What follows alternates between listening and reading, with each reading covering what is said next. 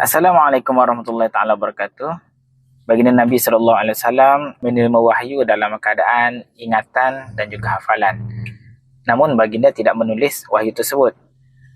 Walaupun begitu, baginda telah meminta para sahabat untuk membantu menulis wahyu yang telah diterima oleh baginda sendiri. Ramai daripada kalangan sahabat yang menjadi penulis wahyu. Namun di sini saya hanya kongsikan 5 nama sahaja. Itu yang pertama adalah Zaid bin Thabit, yang kedua Ali bin Abi Talib, yang ketiga Ubay bin Ka'ab, yang keempat Abdullah bin Mas'ud, yang kelima adalah Muawiyah bin Abu Sufyan. Jadi sekadar itu saja perkongsian kita pada kali ini. Jangan lupa jemput follow saya untuk perkongsian sirah yang lebih menarik. Kita jumpa lagi pada video yang akan datang. Wallahu a'lam.